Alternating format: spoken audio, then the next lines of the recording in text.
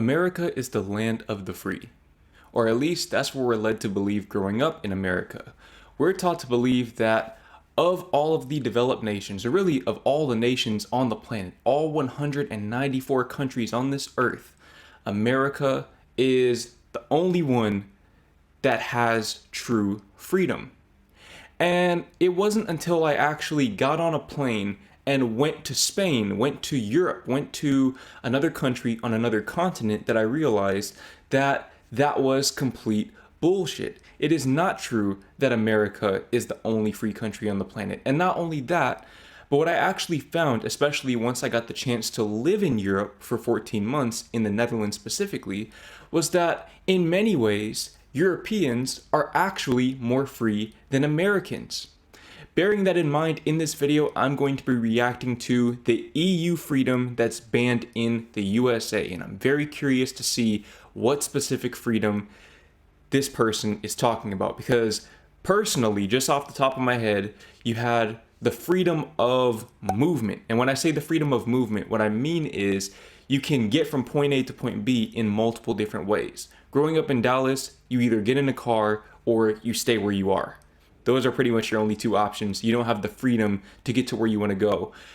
You also have the freedom to not get shot in a school shooting or other mass shooting. Not saying those things don't happen in Europe, but generally, on the rare chance that they do, on the rare occasion that they do happen, the policymakers take very quick and drastic action to ensure that they don't happen again. In America, obviously, that is not the case. So again, Europeans, in my opinion, actually have more freedom than Americans, and I'm expecting this video to add a new freedom that I was previously unaware of to that list, that growing list of freedoms that I'm now becoming aware that America does not have. So without further ado, let's go ahead and get into this reaction. Joey, I did not break this, okay? That has been broken for a while. We have all been there. Oh my God. Oh my God. Batteries die, parts give out. The dryer's making that noise again. Your dad fixed it. It's working great now. And the wear and tear of our everyday objects, electronics, and machinery means that those items typically end up in a landfill because currently it's often easier and cheaper to replace it rather than repair it. But here in Europe, we now have a second option that isn't as readily available in the United States. We have the right to repair them. According to EU-wide regulation, manufacturers must provide spare parts like motors, pumps, and seals for up to 10 years after a product is released. That's pretty interesting right there. That's pretty interesting because, to her point, a lot of times the American mentality is to just buy the new thing, in part because it can be the most practical option because you don't have the availability of old parts, but also because you want to keep up with the Joneses and you use it as an excuse to just go and get the newest thing possible so you can keep up with the people around you who don't actually care about you having that thing or not having that thing. But I'm curious to see where this is going to go. So how does this right to repair work exactly? How does it impact design decisions and warranties of European products? And which American companies are lobbying the government to make sure that the right to repair doesn't make its way across the Atlantic? Well, let's take a look. So American companies are lobbying the government to ensure that we as consumers do not have access to those parts to repair the older technology, the older machinery, whatever it may be. I'm disappointed, but I'm not surprised. As far as technology goes, smartphones and tractors are on the opposite ends of the spectrum. My dad is a farmer and is part of the minority that regularly operates both of these devices. They have a frustrating commonality. It is extraordinarily hard to repair them anymore. If the button on his iPhone stops working because he ran over it in a field with his tractor, yes, this has actually happened, he can just take it to a local repair shop, like all of us, he has to track down an authorized Apple repair center, which, if you live where we do in central Illinois, means a 68-mile round-trip drive into the city and an entire day wasted while it's getting fixed. But for most of my dad's life, farm equipment was the exception to the headaches that come with our increasingly digital age. If he had a problem with his John Deere tractor, for example, he would just fix it himself. But the increasing complexity and software integration in modern agricultural equipment, particularly tractors, are making it harder for farmers and independent repair shops to fix them. His John Deere tractor comes with millions of lines of software code controlling everything from the engine to the armrests. For example, the John Deere S760 combine harvester that he uses has 125 different computer sensors in it. I've never actually seen the inside of a tractor before. This is not what I was expecting. I was not expecting to see all of these screens right here. This looks like a Tesla or something. I never knew that tractors had computers in them. I mean, I guess the older ones didn't, but yeah, I don't know what I was expecting. This is definitely much different than how I imagine tractors looking on the inside. If those sensors start throwing an error code, the combine won't run, and he doesn't have immediate access to the tools that he needs to fix the problem. But manufacturers like John Deere have restricted access to diagnostic software and repair manuals, often requiring farmers to rely on authorized dealerships for repairs, even for... Wait, if I just heard her correctly, she said that the company is restricting access to repair manuals? That's crazy. I'm not gonna lie. That's just blatant exploitation. Now, personally, if I was her father, I would try to get around this issue by going to ChatGPT, because ChatGPT has the answer to just about any question you can possibly have. But who knows if maybe they'll find a way to block access to repair instructions from ChatGPT as well. Who knows how much power these people have? I guess we'll find out. For basic issues that they used to be able to do themselves. Quite frankly, it doesn't matter how industrious he is, what his planting window looks like, or if his tractor goes down right as the weather threatens to destroy his entire crop. Modern farming equipment is designed so that farmers need to call the dealership to repair their machines. And you can copy and paste this problem into almost every device, machine, or appliance that you come into contact with in your everyday life. From lawnmowers to dishwashers, toys to automobiles, they can be very hard to fix, let alone find the spare parts you need. To prevent refilling of empty ink cartridges, manufacturers place microchips counting fill levels and usage, rendering refills difficult or impossible. In the case of washing machines, as another example, the most common issue is that their bearings fail. However, these are often sealed away in the drum and repairs cannot easily access them. But let's suppose you have a device which can be fixed. I'm not gonna lie, she kind of lost me with all that tech talk right there. I'm not a very mechanically inclined person, if you can't tell, so I'm completely lost. But one thing I do know is that generally, it seems, and again, I'm not a mechanically inclined person, so I could be wrong about this. I'm just going by what I've heard. But it seems as if a lot of American products are not really built to last. So they build American products with the intention of those things breaking down, and then now they're making it more difficult to repair those things when they inevitably break down because they were always designed to break down. And then after a while, you pretty much have no other choice but to either buy a replacement, which at that point they probably only sell the new thing, or you have to take your chances with a refurbished one, which will probably break down as well because again, they're designed to break down, or you have to start seeking out alternatives. I've actually noticed that with my MacBook, for example, the computer that I'm using to react to this video right now, it's definitely started to decline a little bit. And I got this MacBook in, I want to say 2021. It's 2025 right now. It's only been 4 years. I paid $2,000 for this MacBook. So I'm hoping that maybe it doesn't decline too quickly because I'm not looking forward to paying another $2,000. But maybe if push comes to shove, I'll be able to find a suitable alternative. Who knows? Authorized dealers are often far-flung and much more expensive than independent ones, and often can't fix the problem anyway. Leased equipment and devices under warranty have pretty much always been out of bounds, but firms now regularly ban tinkering with a product's software.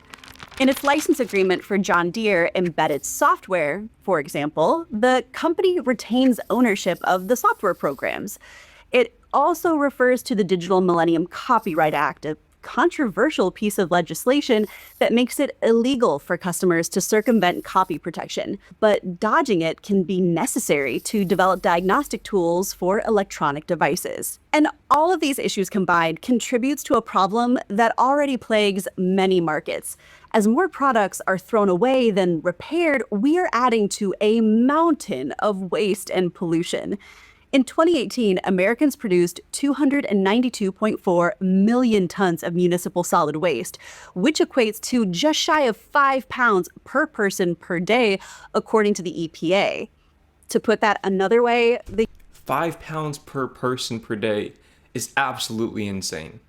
Absolutely insane. 5 pounds, for reference, is, I think, 2.2 kilograms. So that's insane. The U.S. produces an average of 808 kilograms, or nearly a ton, of waste per person per year, making them the global leader in waste generation per capita.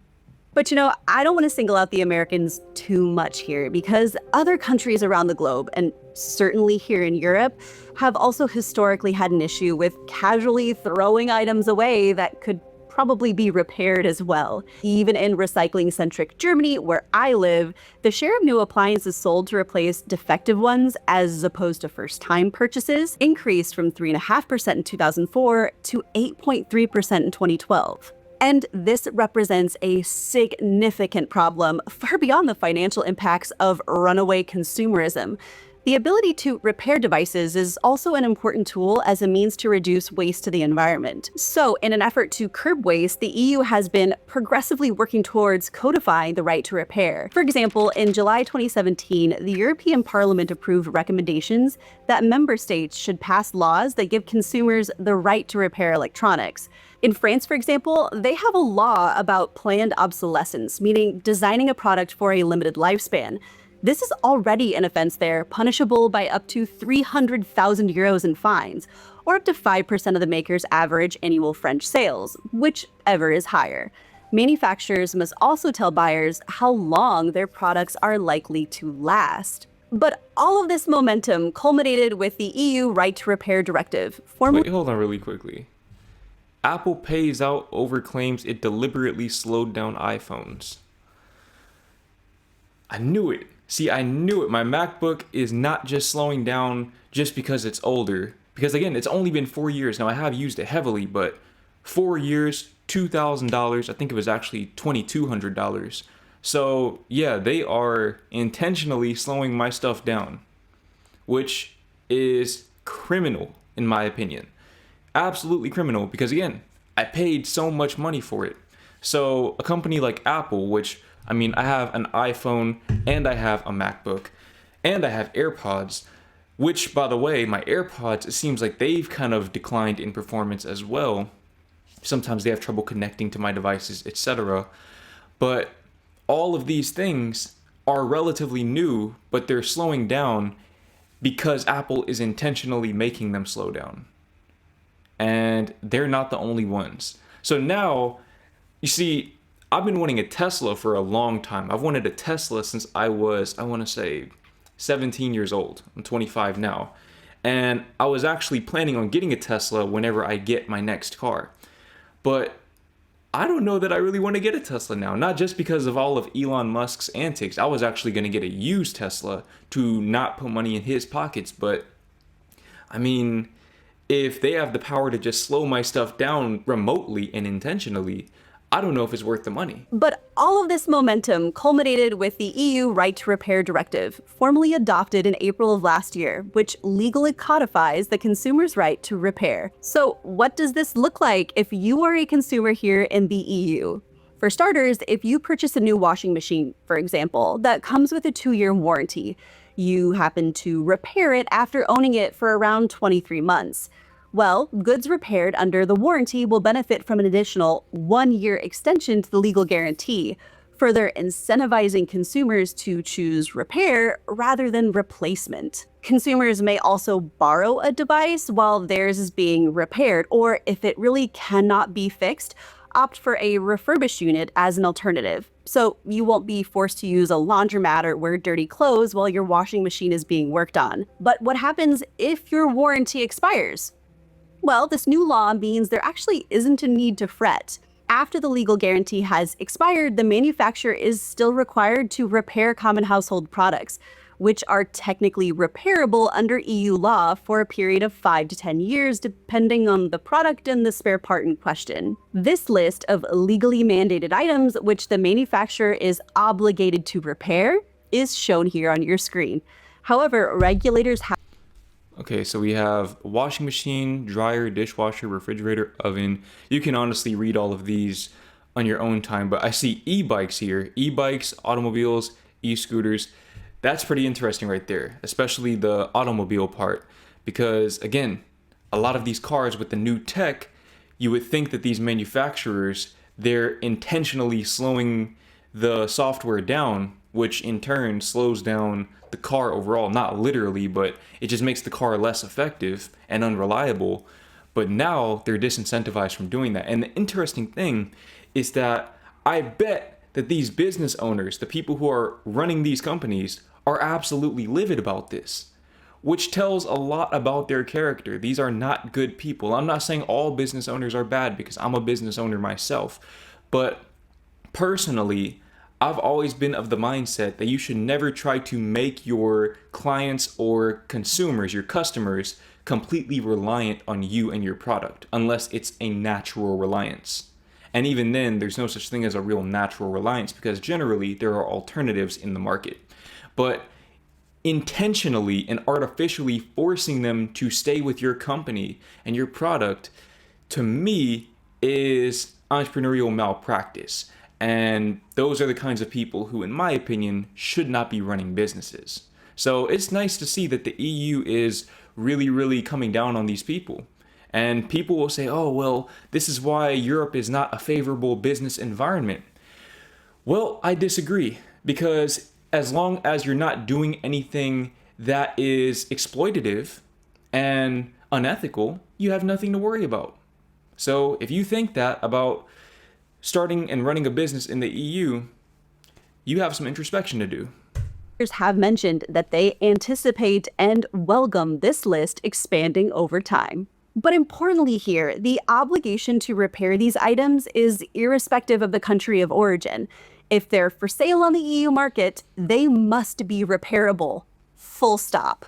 But what I also think is really admirable about this directive is that it also removes some of the legal barriers that have inhibited consumers from repairing their devices themselves, like I spoke about earlier. Per this new regulation, manufacturers will have to provide spare parts and tools at a reasonable price, and they will be prohibited from using contractual clauses, hardware or software techniques that obstruct repairs. I wonder how they determine what is considered a reasonable price, because reasonable is very subjective. Granted, I'm sure it's a lot more specific than how she mentioned it, but that'd be interesting to see what they consider to be reasonable.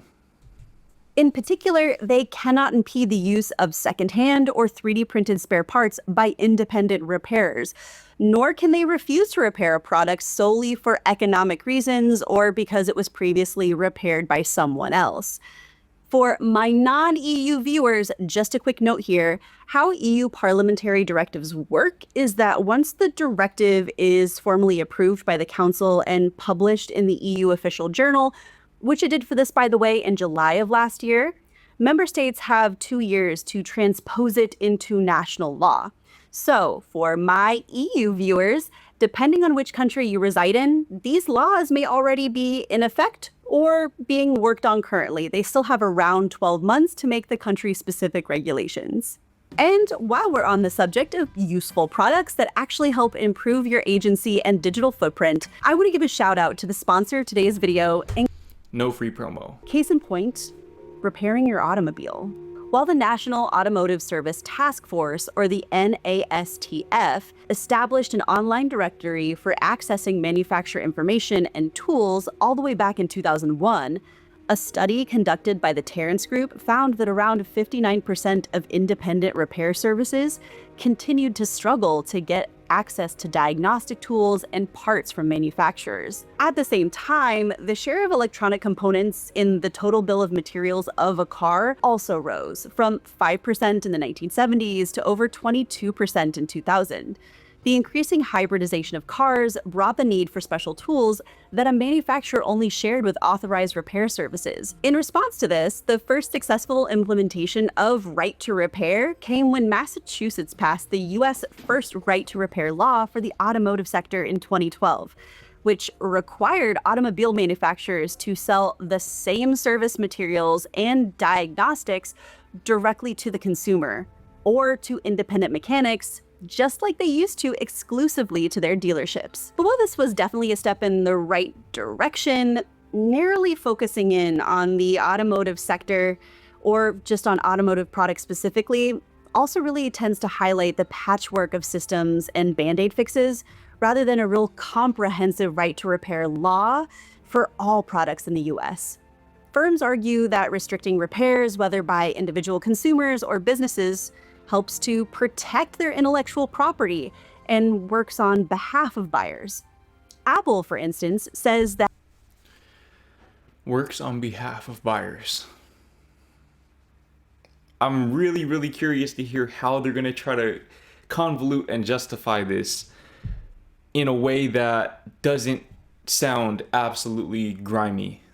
is that Apple certified repairs reassure consumers that their devices are only repaired by trusted experts who only use genuine Apple parts. Furthermore, Apple has said that if they alone can replace the home button, for example, they can stop hackers from getting familiar with a system that reads people's fingerprints to unlock the phone. But to what degree this is a legitimate concern remains to be seen. When Nebraska floated the idea of a right to repair law for electronics, Apple actually sent a lobbyist who reportedly warned local politicians that the legislation would make armies of hackers relocate to the state. Seriously. Now, while the bill was introduced in 2022, perhaps not so shockingly, it did not proceed further into the legislative process. What appears to be happening in the meantime is that in an effort to avoid statewide or nationwide regulations, manufacturers have been making small concessions, likely in order to avoid more comprehensive regulation and promote a vision of sustainability and responsibility. In 2022, Apple started enabling customers to repair batteries and screens via their self-repair program, allowing users of the latest iPhone models to fix their devices themselves using genuine Apple parts and tools, which sounds great on the surface. However, those who champion for meaningful right to repair laws are not really impressed by Apple's concessions. For starters, it has only been made available in select countries, and it definitely is not cost-effective. Prices of the replacement parts are on par with what you might pay an Apple-authorized manufacturer. This is what I meant by how do you determine what price is considered reasonable? Because there is nothing about this that looks reasonable to me. Maybe your pockets are a little deeper than mine, I don't know. But me personally, I'm at a point in life where I don't want to just haphazardly throw my money at things that don't really deserve it. But wait. My bad. You have a $33.60 replaced part return credit. That fixes it. Yeah, this is much more reasonable. $278. Yeah, much more reasonable. $276.36. You hate to see it. For repair. Plus, you will need to fork over a lot of cash just for the tools to fix it yourself. To be fair, you can rent them for around 60 euros for the week, but US Repair reported being charged $1,200 on their card until the kit was returned, with the threat of it being withheld if not in the exact order. And last but not least, one of the biggest issues $1,200? Let's just keep watching the video. Issues with the program is the long-standing manufacturer technique of part pairing and serialization hindering repair. Under the program, any new components requested will need the buyer to supply a serial number, which will be linked to the specific iPhone being repaired, limiting what can be done with spare parts. This technique blocks potential repairs daily and creates a huge amount of e-waste, which I do not for the life of me understand why companies prioritize making money over the environment. I genuinely struggle to comprehend that, because you would think that, okay, they want to make money because it's in their best interest. But the environment, protecting the environment, is in their best interest as well. Even if they're intrinsically selfish people, it's still in their best interest to ensure that the environment is intact. I don't understand that. I don't understand the idea of creating generational wealth if you're leaving the wealth to people who won't even be able to inherit it because, well, they'll be dead because the planet will be uninhabitable. Now, obviously, that's a bit of an exaggeration. That's not going to happen within one generation. But the point still stands that it just seems like a very myopic way of thinking. And for people who are smart enough to create corporations about groundbreaking technology, I don't know. It just doesn't really make much sense to me. Maybe there's something I'm missing, though. I don't know. which quite frankly could have been avoided. And at the end of the day, the right to repair isn't just about agency, but also about designing products that are truly user-centric. Access to all spare parts and repair-friendly designs must also come hand in hand with allowing for disassembly with tools that are common and not proprietary. And speaking personally, this topic also begs the question of what it means in 2025 to actually own something anymore.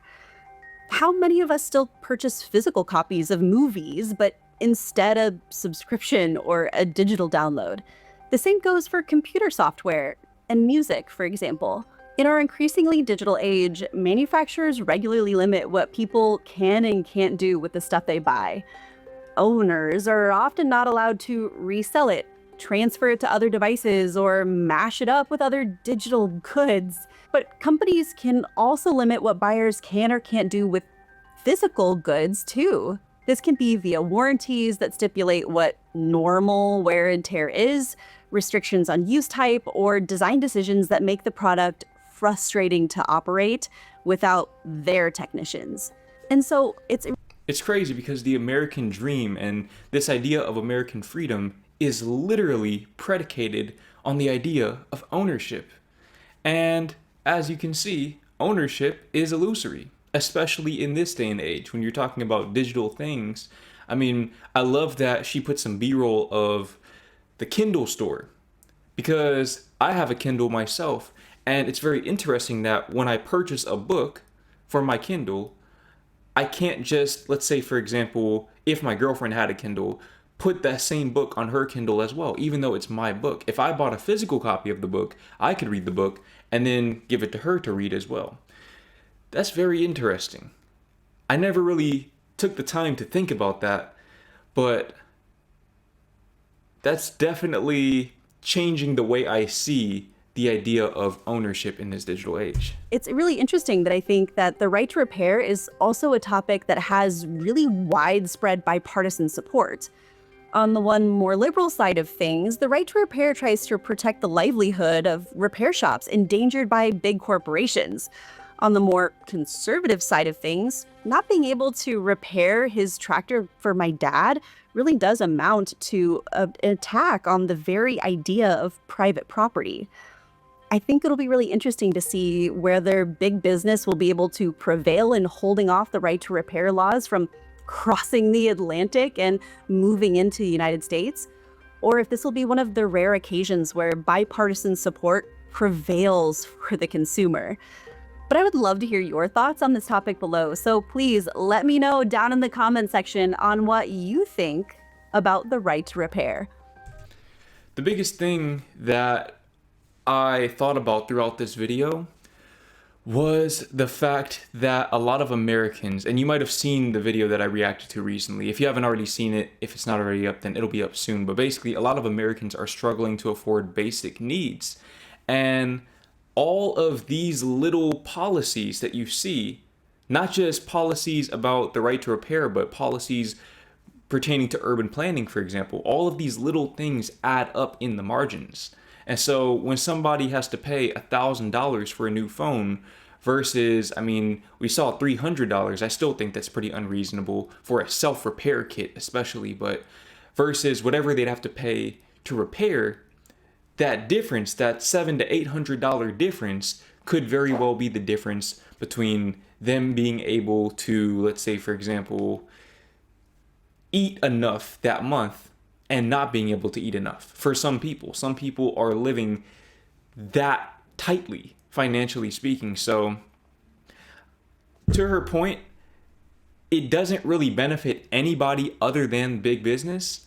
And obviously big business has big influence, but it will be very interesting to see if the people are able to exert their influence and come together for once to actually combat this issue.